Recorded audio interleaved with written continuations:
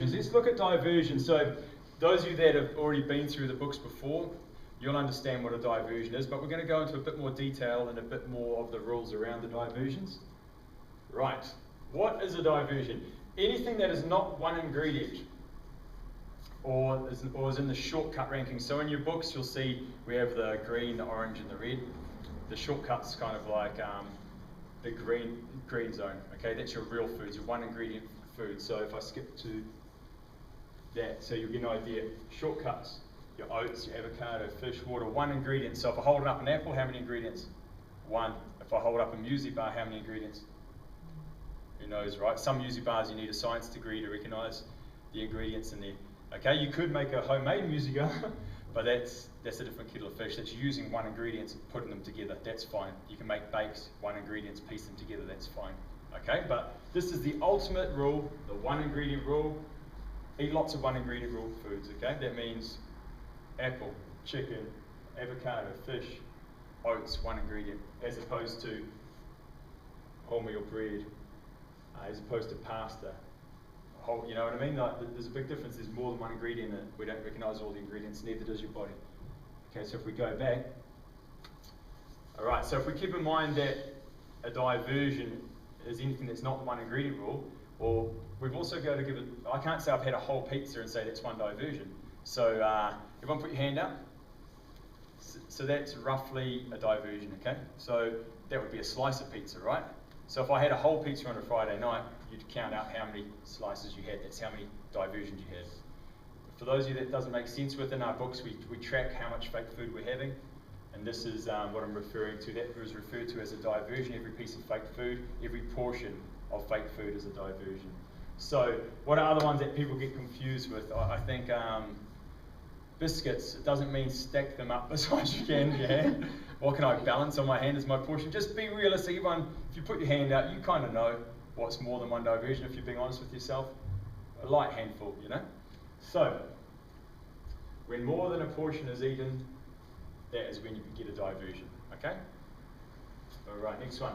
When results on a plate is not met for lunch or dinner.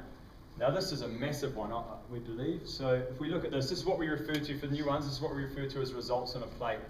For dinner and lunch, not to be confused, we don't expect 50% vegetables for your breakfast or your snacks. This is for lunch and dinner, okay? What we'd like to see is 50% of your plate being vegetables, a good, decent percentage of protein, carbohydrate, and then fat for the other half of your plate. Now, this is where the biggest weakness is we find in most people's diets, okay? So, most people will go for convenience foods. We look around the CBD, you go to cafes, you get sandwiches. You get pasta or rice-based salads in most cafes.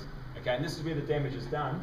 In this section here, you'll see a huge amount of carbohydrate, whether it be in the form of bread, or if you're a sushi person, in the form of rice, if you're a pasta salad person, in the form of pasta. Okay, this is where a lot of the damage is done. And what we saw and we noticed in our very first Real Food Challenge was the lunches were nowhere near like this. We saw a lot of real food. So, for example, we saw healthy smoothies made of real one ingredient raw foods. We saw sometimes lunch just got skipped, or it was, any other examples? Soups. We saw a lot of soups for lunch. Now the danger is that we're not saying that soup's bad, but because it does have one ingredient rules, but what we're saying is look at the nutrient density of a plate that's designed like this. What I mean by that is, if we know we need way more vegetables in our life, because that's where most of the nutrients are going to come from, we need at least 2 of those meals in our day, being lunch and dinner, stacked full of them. Now, if you've ever sieved out a soup and put it across your plate, or opened up some sushi and put it across a plate, it doesn't look anything like this. The vegetables end up being more like that, yet the protein ends up being more like that, if anything, and it's just water. Do you know what I mean? For a lot of those sort of soups. That's what I challenge you guys to do, is to think to yourself, if I did have to divide whatever I've eaten for lunch onto a plate, how would it come up against this? Dan and I believe that this is where most of the mistakes were done in the last challenge. There was a lot of good real food, but a lack of nutritional density in that real food. So, what other examples am I talking about? I'm talking about the Subways out there. Yeah, there's some salad in there, but we've broken them up before, and the salad actually turns out to be roughly about the size of the carbohydrate. The bread takes up most of the plate.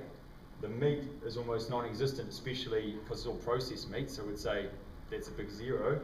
And the fat, unless you ask for it, like avocado or something, we don't seem to see it.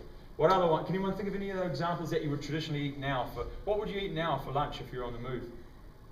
What's out there? There's sushi, right? We've done the same with sushi. We get the same response. Anyone want to volunteer? What one of their old? Even if you're into good habits now, what did you used to eat for lunch? Any ideas? That would sort of go against this. Who wants to be brave? Holy bagel. Holy bagel, another prime example. What do you reckon sits here mainly? The bread. Yeah, the bread, right? Yeah, and it's not so much, you know what, this is my problem. If you look at things like wholemeal bread for sandwiches, the only problem Dan and I